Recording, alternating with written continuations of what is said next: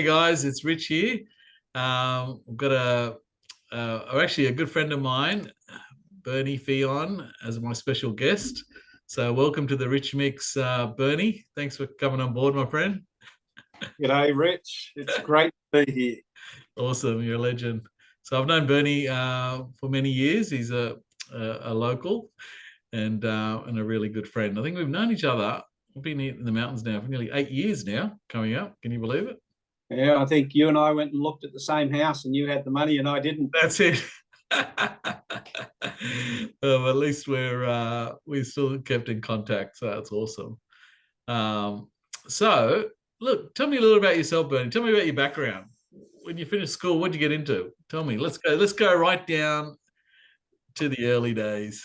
When I finished school, I mean, geez, tell me about your background. Normally, I'd start even earlier, but let's go.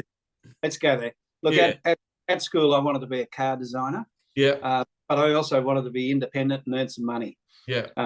So I got a job as a trainee production engineer in Penrith at Crane Enfield Metals. Yeah. So it was a local job. Yeah. And that was great. And being a trainee production engineer at that stage with that company meant that I got paid to go to uni, but it was 6 months work, 6 months study. Yeah.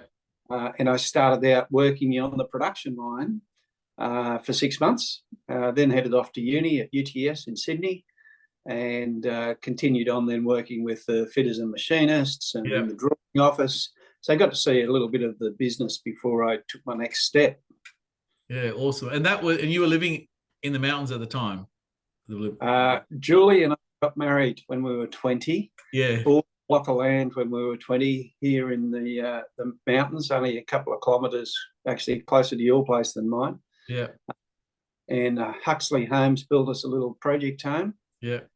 We borrowed money from St George Bank or whoever the predecessor was way back then in 1984. Yeah. So, yeah, we had a great start, but it was partly based on that decision to get a traineeship rather than go to uni full time. Yeah. Because I didn't want to be a poor student for 4 full years. Yeah. So there we were at, 3 years in, we managed to borrow some money and buy a house and have what we thought was a big debt at that stage. Yeah. Which sort of proves to all of the young ones out there that, it must have been easier back in the day. Yeah, 100%, because we have so many different things that literally fill our cup now, isn't it, really, compared to what was available back then, Well, we got time to sleep, Yeah, after 9 p.m. There was certainly no computers and mobile devices keeping us awake. That's it. I was on my BMX, with ramps out the front, doing jumps off the curb, playing handball on the driveway, all that kind of stuff. You were probably doing that while I was setting up my first house because you were quite a lot younger than I am. Yeah, a few. Not that much younger. But I think we are in different decades again. So that's it. Yeah, different decades. Round figures, that means that you're 10 years younger than me, roughly. Yeah, roughly. Yeah. Roughly. But yeah, so and then when you finished your traineeship, what did you get into after that? Well, I didn't even finish it. Didn't finish. I had a goal. I wanted to design cars. Yeah. So I knew that I wanted to do industrial design. Yeah. And I wanted to be a product designer. So I'd cut out an ad when I was 19 or 20 for a job at Sunbeam Appliances. Yeah. And I thought that's the sort of job that I might get when I'm finished. Well, in the end, a few months later, I had that job. Yeah. But the process was the automotive industry in Sydney was pretty light on by that stage. I think all of the car manufacturers in Sydney had shut up. Yeah. And what year was that, Bernie? Well, yeah, about 84. Yeah. Before that, Ford at Homebush had shut down and Leyland had long gone some years before. And Holden probably had a plant in Sydney as well, but they were all in Melbourne. But Victor lawnmowers were still being made, and they were almost a car. They had wheels and a motor and, steel bits and cast bits and injection molding. bits. So I approached Victor Lawnmowers, and I didn't realise at the time, but Victor and Sunbeam were all part of one company. Yeah, wow. So I ended up going in, inquiring about possible work with Victor, and ended up being employed as a product designer with Sunbeam. Yeah. And then 12 years with Sunbeam Victor from age 20 to age 32. Yeah. Initially as a product designer before I'd finished my first degree, which was engineering. Yeah. And as soon as I finished my first degree, I went and enrolled in a Master of Science in Industrial Design at New South Wales Uni. And by the age of about 25, I guess, had finished both degrees and was in management at Sunbeam Victor. Yeah. It was a really interesting place with about 1,000 employees, and every manufacturing process that you could imagine they were doing on site. So it was a fantastic place to learn. And it also was tumultuous, given that manufacturing was on the decline. Mm. There were 5 full changes of ownership and 12 directors in 12 years. And at the age of 25, how many kids you had at the time then? 1 or 2 at 25. So our first came along at 23 or 24. Yep. And by age 32, Julie and I had 5 kids. Yeah. So that's when I left Sunbeam. There was another round of restructuring. I had the option to either stay as a project manager, which would have been largely working on importing products from China, or take a redundancy. And I figured that 12 years in one place was long enough. Hang on, that's about how long we spent at school. Yeah. So it was time for a change. Yeah. I left, started a business called Tactical Solutions, and I was really trying to focus on strategic planning. Yeah. But I did not have the contacts or the confidence or the, maybe the skill to pull that off. And the skills that I did have were more in demand in-house rather than outside. So within about 12 months of leaving Sunbeam, I was design and development manager at Seabull Furniture, which was another iconic Australian manufacturing business. And, I knew quite a few people in the design community, and a lot of the good ones had been through Seabull Furniture and had been design managers there. So here I was design manager at Seabull Furniture, which was fantastic. I had a pencil and solving design problems again with the team, and always there was a team, because I was a manager at age 24. And I guess that happened because I had some skills in communicating and leading. And even as I say that, I go, well, they weren't that good, my skills, but at least I must have had some to get the job. That's it, to get through. Once you're in those jobs, you've just got to keep developing those skills again and again. So Seabull Furniture was 2 years there, which was fantastic. We were designing a whole range of furniture that was going into various facilities for the 2000 Olympics, amongst other things. But with, one wife and 5 kids at home, and school fees and that sort of thing, and a mortgage and interest rates going up and down that had been up to 15% at times. It put the pressure on to generate enough income to feed the family. So that prompted me to change industries completely.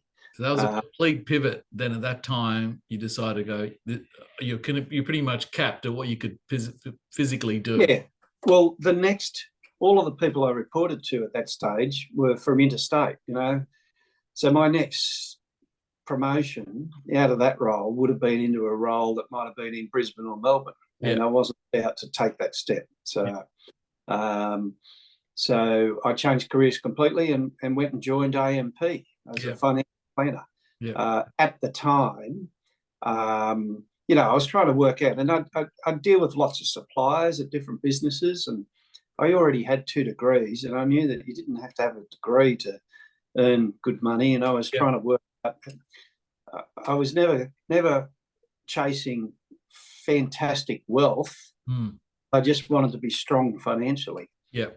And to do that, I needed to earn a bit more income. So I jumped into financial planning because at the time AMP had quite a well-structured training program. I was in an intake of about 10 people into a team of about 100. that were all employees of AMP. They were bringing them in from a range of different industries. Yep. And we went through the diploma of financial planning. Yep. I did at least 4 subjects of that before we started, before we went and saw clients, over 10 weeks. And then over the next few years, I continued to study part-time, finished that diploma of financial planning, and did a certified financial planners course through Deakin University to really get the skills to do that job. 2 years into that, I borrowed more than our mortgage to buy a register of clients and become self-employed. So at that point, that's through another broker, another agent that was finishing up or selling their book? Yeah, that's right. Yeah. So there were, financial planners coming and going from time to time. AMP were brokering the sales generally, and AMP Bank were financing them as well. So that combined with, I don't know, an American Express credit card or something for the deposit, all of that commencement of that business was on borrowed money. Yeah. And I can remember, I think I had to pay GST to buy it, but then I could get the GST back, which was going to help me pay off that credit card. And the tight cash flow commenced at that point. But I was lucky it was in an industry where, there was a structure around it, and it wasn't necessarily easy, but there was a formula you could follow. Yeah. Do you feel like it was a big gamble or a risk back then? Like, would you do that now again if you think about it at that time in your life? I would again. Yeah. And at the time, it didn't feel brave. It felt essential. Okay. Yeah. Right. It was like something's got to change. Yeah. I've got to do something. What else am I going to do? Yeah. And so so jumped in on that. And my father had run an accounting firm. One of my brothers was a partner with him. Yeah.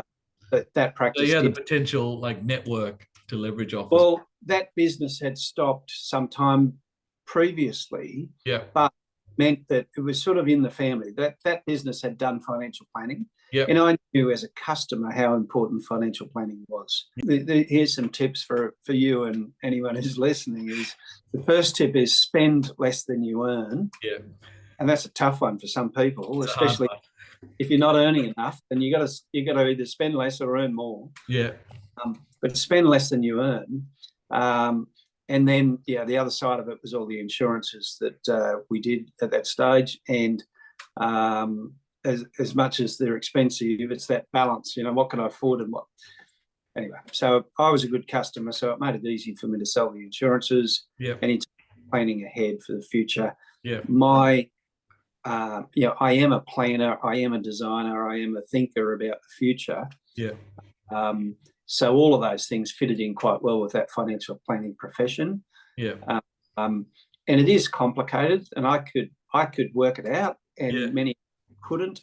Yeah. And it's a business where people want advice and they want to find someone that they can trust. Yeah. And that's really hard in the business world, especially if you're handing over your money to other people.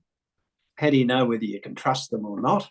Yeah. And if they say, trust me, then you're probably even less likely to. Yeah. And AMP was a very trusted brand back then. It was. Absolutely. Because I used to work for AMP as a high-rise building engineer at Sydney Cove there, and go level 5, I think it was, and you get the awesome meal for free lunch, and it was pretty cool. They really looked after their employees and their agents, I think, as well. Culture the day. It's really fascinating to see how it's evolved over the times, and in recent years, they've sold their insurance business. So AMP is not an insurer, which is how it all started. But if you look at the analogy of, say, NRMA, and all of these old mutual societies, there was something nice about them, but along the way, a lot of people got wealthy out of them in one way or another. Maybe not so much the NRMA, I don't know. Yeah. But certainly my experience at AMP, um, you know, because it's selling products as part of providing advice, for me, it was really important to separate those two things and provide advice that was completely focused on my clients. But there was still opportunity for some people in the past to just sell the product without thinking about the real needs of the client. So a lot of that, they've tried to change that through legislation. And whilst that has probably helped, it's also introduced a whole lot of regulations and compliance work that doesn't add any extra value. But hopefully it does keep the overall process more transparent and keep a few people more honest. Now, how long you were there now in that period of time as an agent, and what was your next step? I think I was a financial planner for about 17 years in total. They had a good run. But along the way, I was like, when I borrowed the money to buy the register of clients, the deal still wasn't that good. You were better off as an employee rather than running your own business, unless you're building an asset. And that's why I took the plunge. So then once I'd borrowed that money and had a base of clients to build on, and I would service those clients and, try and provide them with broader advice rather than the one or two products that they may have had. Over 11 years, we built a business. So, at its peak, I had a full-time operations manager. I had a full-time financial planner working for me as well. So there were 2 planners, 1 operations manager, and then a team of part-timers who were providing that ongoing customer service. Awesome. And when I appointed that operations manager, I wanted to make sure that I retained them. And if you're in a small business, and if I'm the boss and I'm not listening, for example, what is that employee going to do? So I, at that stage, appointed a board of advice. So I had a number of advisors. One of them was my brother, who's a chartered accountant. So I asked him to chair my board of advice. Another one was my bookkeeper, who is an accountant. Another one was my business coach, who I used to meet with once a month. Well, now every 3 months, I got them all together, and myself and my operations manager would go and meet with the board of advice. So they were a direct line to the board, and the board could advise me. Fantastic. And the bookkeeper, by the way, came into the business, sat at one of the desks, did the pays every week. So he was very approachable and relatable to all of the staff. So it really sort of introduced this sort of flat structure with a higher authority than me. So we could, get it all together. And we would definitely do offsites to create a strategy. We'd review that strategy every 6 months, and in a smaller way every quarter. And that's reviewing it with the staff. So I certainly enjoyed that. And one of the best things for me was a lot of stress comes from workplaces where your values don't align with the organisation's values. Well, in my case, because I was the boss, my values were the organisation's values. So I'd never had that stress. There was certain stress of, many fortnights I'd put my pay back into the business to pay everyone else. Just for a week or two, cash flow issues. And then we were running at this sort of stable level for quite a few years with an interest-only loan on the register of clients. And AMP had given us notice, basically, that, when that terms up, we won't do interest only. It will be principal and interest. So I had to find about $5,000 a month that I didn't have. And the only way to get that was to downsize the number of team, which I didn't really want to do. And it was around that time, or not long after, that we ended up selling to a larger practice anyway. Yeah, yeah. So, Which already had the infrastructure to yeah, take. that's right. I mean, Yeah. I mentioned I'd set up the board of advice. There'd been another change along the way there. I had a HR consultant on the board. And then in addition to sitting on this board meeting each quarter, she would do one-on-one coaching with the operations manager. So it introduced some diversity, male, female, different perspectives, and again, coaching support for my operations manager. Yeah. So my board had advised me to sell the business. Yeah. And my initial response was, I don't like that advice. I want to keep. Why don't I put this board together again? Exactly. And I've appointed them. I could say, no, bugger off, sack the board. Yeah. But I listened. Yeah. And I got a little bit of extra advice from outside.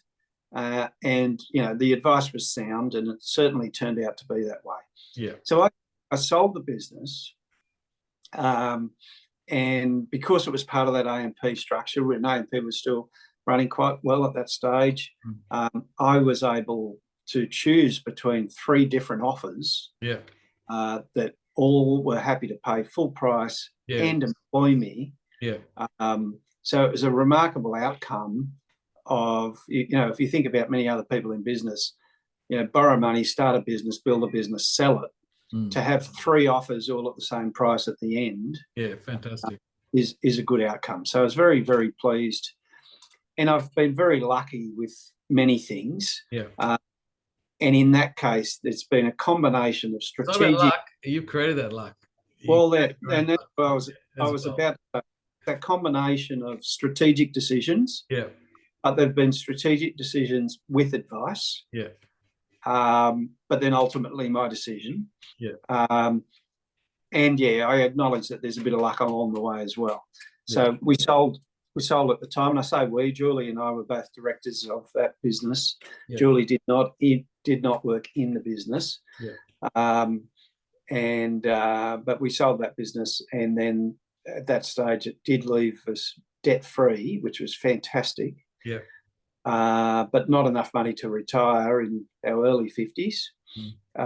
So since then, I've been trying to work out what the hell I should do to earn money. So, okay, let's talk about something major that happened in your life. Obviously, a couple of things with Vinnies CEO Sleepout. How did that come about? Obviously, it's massive. It's a household name now. It is. And I mentioned luck and strategic decisions. But AMP Foundation were the catalyst for that event happening. So as a financial planner, AMP were making strategic decisions about their foundation and charitable works, and they had decided to give money to charities through the financial planners, where the financial planners were actively involved in good charitable work. So I tried to get some of AMP's money to Vinnies because, I knew Vinnies, I knew it was a great organisation. I thought maybe strategically that, those people at Vinnies with grey hair might be good financial planning clients. Yeah. Turns out most of them have got no money anyway. Anyway,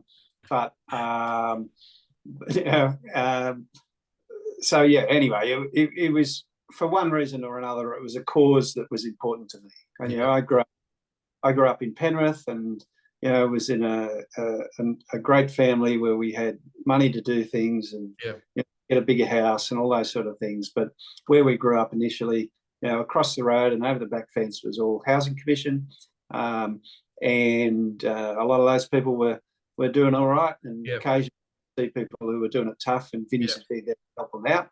Yeah. So, like I say, I've been blessed with this great family that I grew up in. And what that gives you often is a sense of peace of mind that, if you really do fall on your backside, there will be people there to help you. And along the way, you've probably got help without even realising it, Yeah. Oh, definitely. So Vinnies was great charity. AMP was handing out the money. I said, all right, let's get some of AMP's money to Vinnies. Yeah. That initially started by getting involved in fundraising dinners. Yeah. What year was that then, Bernie? When would have been about 2003 or something like that. Yeah. Where we got started with the fundraising dinners. Yeah. We had some great dinners, and we'd raise maybe $30,000, with 10 of that coming from A&P. So we'd have to work out what the ticket price was, and we'd get auction items, and we'd do silent auctions and live auctions, and we'd have entertainment like, Peter Garrett or Ann Doe or Monica Trafficker as a singer, or Deborah Conway. Cool. So we had James Valentine as an MC. We had Carl Stefanovic one year as an MC. Yeah. So in that first year, how much did you raise? In those dinners, I reckon for all of those dinners, we'd raise 20 to 30 grand. 30 grand. Year after year, with a couple of people at the dinner. Yeah. So since then to now, how much have they raised? Those dinners, well, we stopped doing them at one stage. Now the sleep out altogether. Yeah, the reason we stopped doing them, I guess, is because they were hard work. And So in 2006, I was at one of the organising committee meetings. My kids were doing sleepouts at school, because sleepouts are not new. I didn't invent them.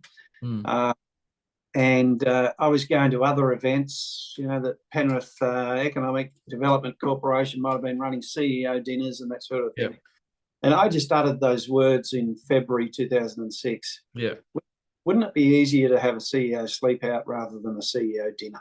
I know. Well, you end up just eating too much and so much to organise. Yeah. Yeah.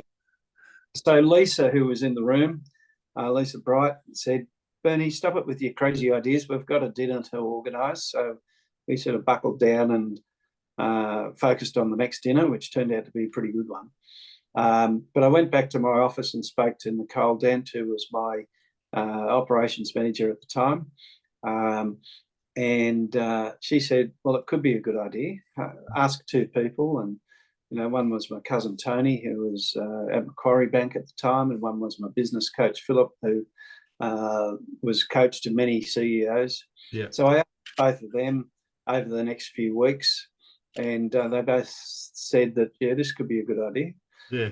And they were two of about 8 people who attended the first event in 2006 on June the 21st, winter solstice, the longest night of the year. Yeah. We slept out in the stadium at Stadium Australia, and we raised about 5 grand from that. Yeah. And awesome.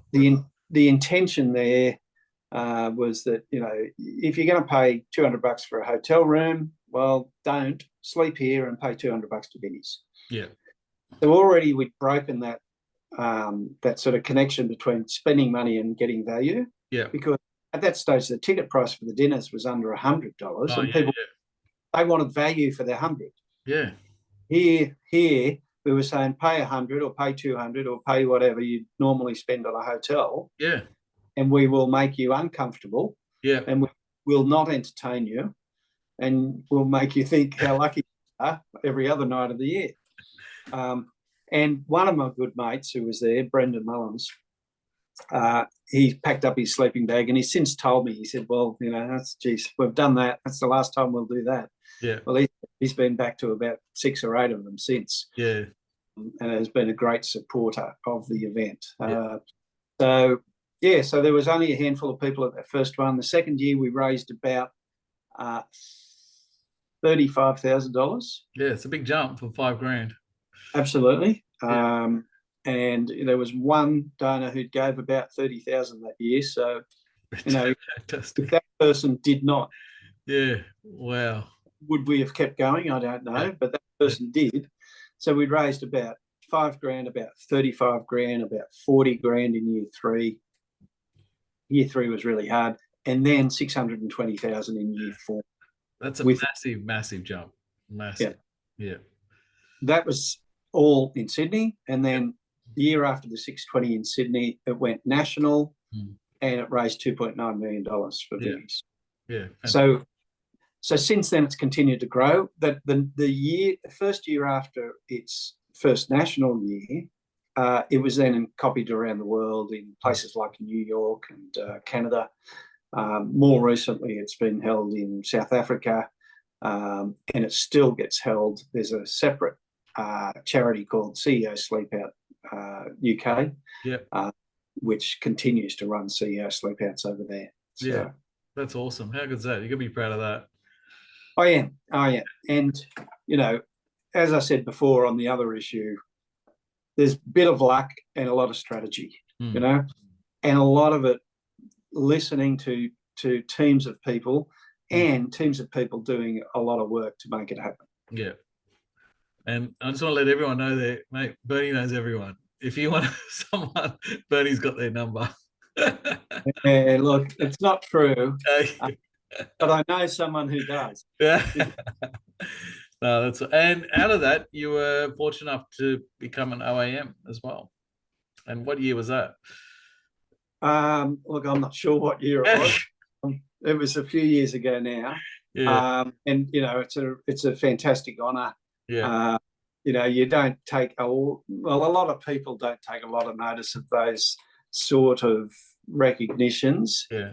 And it looks like there's a lot of people who do receive them. I haven't done the statistics, but it's not about just waiting your turn and you'll get one. Yeah.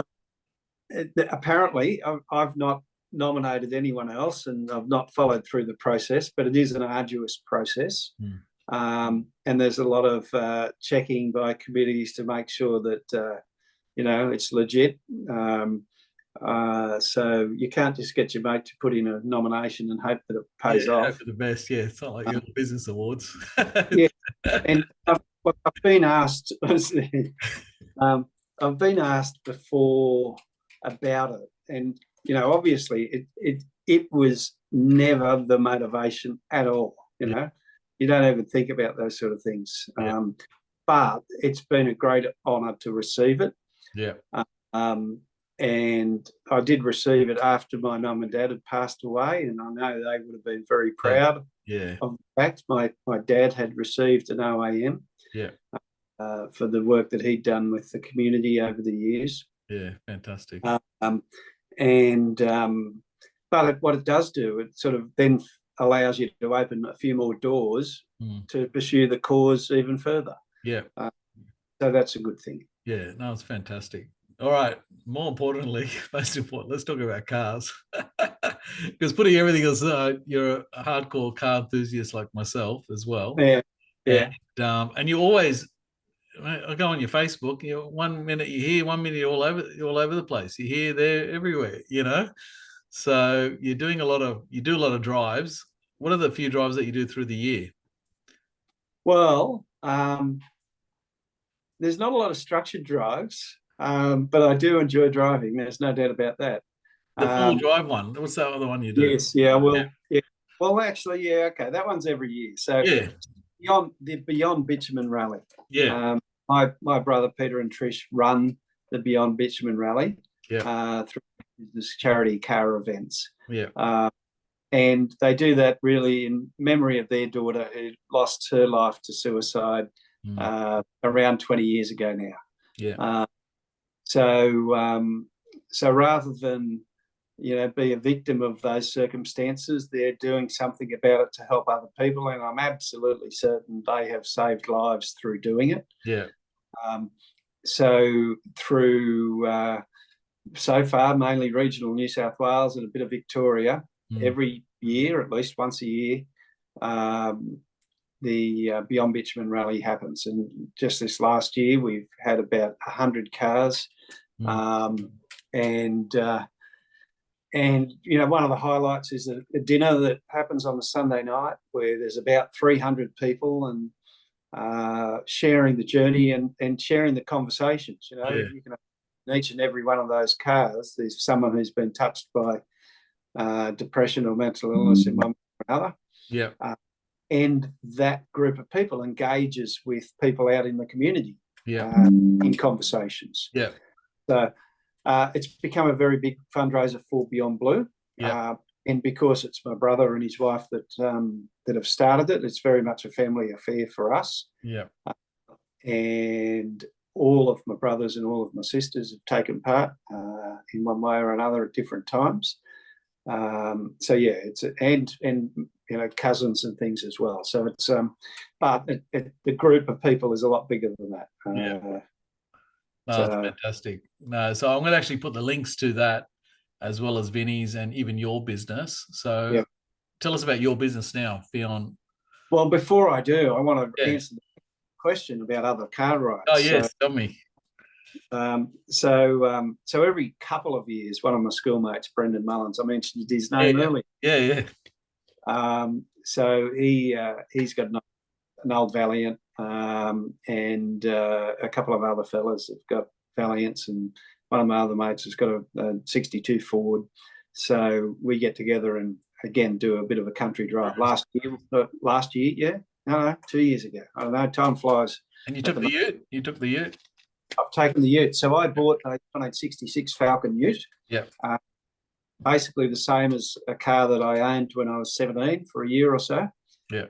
And we were in Tasmania. So we did a lap of Tassie, drove across on the Spirit of Tasmania. The other guys chipped their cars down there. Yeah. And in October this year, I'll be heading over to Adelaide with the same. So that's good. It's a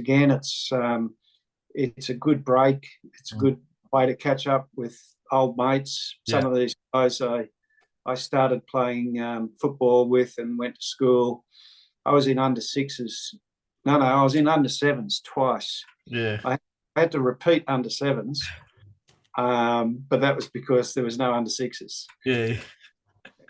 That's awesome how you can, the friendship for such a long period of time. And in going out and doing these kind of things, so good for your mental health as well, isn't it? Especially for guys. Yeah. And so you back to your other question, but now you've raised mental health. Yeah. So along the way, all the good bits are on Facebook. So if you want to see how much fun I'm having, all the good bits are there. Yeah. But from a mental health point of view, I'm very, very lucky that if I've ever had depression, it hasn't been a deep depression. So very, very lucky in that sense. But definitely, I have suffered from anxiety a lot over decades in different ways. And sometimes when you've got responsibilities, you suffer from that, and then you just push on anyway. And sometimes, the doctor can help you with, diagnosis or treatment, like you have a few weeks off, which I've certainly done at times. I don't know, 10 years ago, I probably had 6 weeks off over 12 weeks. Yeah. And it was probably just burnout. Yeah. The self-diagnosis was adrenal fatigue. And the adrenaline was pumping, especially when I was financial planning. Almost every first meeting was like a job interview. Yeah. Felt like. Very stressful. And some people handle job interviews no problem, and some people find a job interview really stressful. Yeah. So I was doing 5 or 6 job interviews every week, trying to build the business. So adrenal fatigue, burnout, it sort of manifests in different ways. And then ultimately, about 4 years ago, I hit the wall. I was CEO of Blue Mountains Economic Enterprise, and I gave 8 weeks' notice to say I've got to stop. Yeah. So I needed a break. It coincided with COVID hitting. I, in the background, already had started Fehon Strategy and Design, so I have a consultancy. And what do I do in that business? Well, I work with leaders to develop strategies for sustainable positive impact. Yeah. And those words roll off the tongue easily for me now because I've thought about it a lot, about what is it to do. Yeah. And it is, in fact, what I've done in all of the jobs that I've had. Yeah. But I don't create a strategy for you. I develop strategies with leaders. So I work with you to develop a strategy. And to have sustainable impact, you've got to have a sustainable business model. And, the CEO Sleepout is an example of something that is sustainable. Yeah, it'll go on forever. I don't want to do a flash in the pan, which has impact now and then disappears. And to do that, you need a team of people with good systems and procedures to make things sustainable and build upon, earlier strengths. Yeah. So that's my mindset. Yeah. And I've got a range of clients from time to time that come and go. that's ranged from Western Sydney University to email solutions and consulting to optical alloys, a foundry, to Ben Felton, who's the fastest blind man in the world. You've got to interview if you haven't. Talk to Ben Felton, and everyone should check out blindspeed.com.au. But yeah, I've worked with a whole range of different people. So I'm having this really rich journey. Rich is a word you love, I know that. But I'm having this really rich journey, and today's interview is part of it. Yeah. I'm still trying to work out what I want to do when I grow up. Yeah. Sorry, I'm the same. Yeah. But whatever it is, it's going to have something to do with cars. Yeah. And in fact, in the last month, I've started a new company. So I will be building an electric classic vehicle. Watch the space and see what happens. In the garage? That means something has to get out of the garage then. No, this is why I've started a new business, because I'm building this car through a business. Yeah. And at the moment, I don't want to keep it. Yeah. Right. I want to develop the skills, and I want to be able to say, yes, I can design and build a vehicle. Yeah. Initially, it'll be a replica Porsche, probably. Yeah. And 356. It's a good chance. That's the one. Only because they're an amazing looking car. Yeah.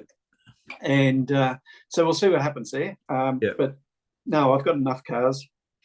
And, you need a car for different occasions, don't you? Yeah, 100%. Yeah. Get up in the morning, you're feeling a bit blue, you need a blue car, That's right, which is exactly what Julie's got. Yeah. Julie needs a car, so she's got a Forester. Yeah. And I tell you, the Forester is a great car. Yeah. But the 4 other cars that I've got are all great in different ways. Yeah. But just so that it doesn't sound like I'm really wealthy, none of them are worth that much money. Yeah. But they're awesome cars, really cool cars. Including, the 1990 Mazda MX-5. Yeah. And I know your wife, Rachel, loves right? Rachel loves MX-5s. Yeah. So the 1990 MX-5, I bought that in 2001. Yeah. Started with AMP. I refinanced the house and tacked on a little bit of a loan to buy a car, because we only had one car, which was a Tarago. Yeah. So I bought the MX-5 in 2001, and I've still got it now with 395,000 Ks on it. So it's still going strong. And I'm sure it might be worth more now, but it would have been worth $3,000, a few years ago with the terrible paint that was on it. Yeah.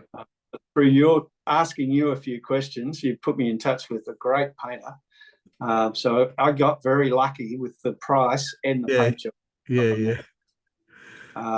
So I can't sell the MX-5, can I? Yeah, no. You got that forever. You can't get rid of it. And people used to pick on me that it was a hairdresser's car. Yeah.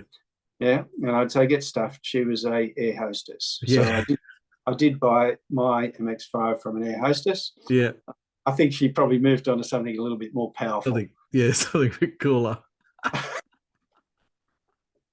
Yeah. Well, can I tell you, I was very close to getting an MX-5 the other day.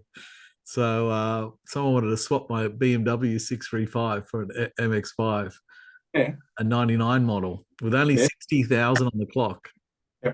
Like pure factory original. Right. But he decided to keep it because it was pretty cool. Yeah.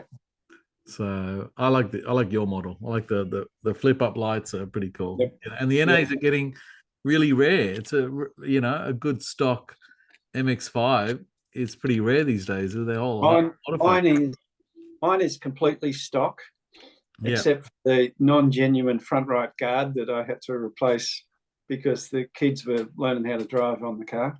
Yeah. And the radio. So I've got a hands-free head unit in it. Yeah, and it's a must these days anyway.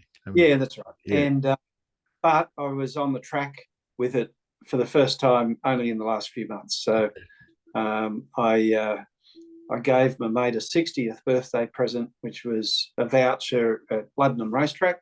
Yeah. And another voucher which was in my car. Yeah. So he said, well, I'm not going to do that without you. So I went to. So we had a great day out on the racetrack. Yeah, no, it's awesome.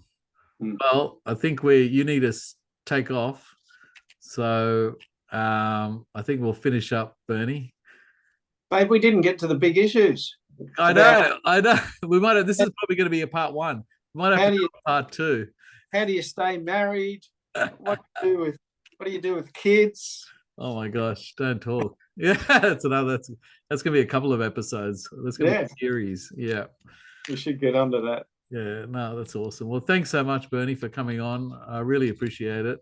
And I'm going to add all the links there, including, the Fehon strategy and design, your business links, all the relevant links there for anyone can go and have a look at. So if you need the services of Bernie, feel free to contact him. And but yeah, thanks so much, Bernie, and I'll see you around the traps very soon. Absolutely, we'll see you soon. Thanks, Reece. You're a legend. Thanks so much, mate. See you, mate. Appreciate it. Thank you.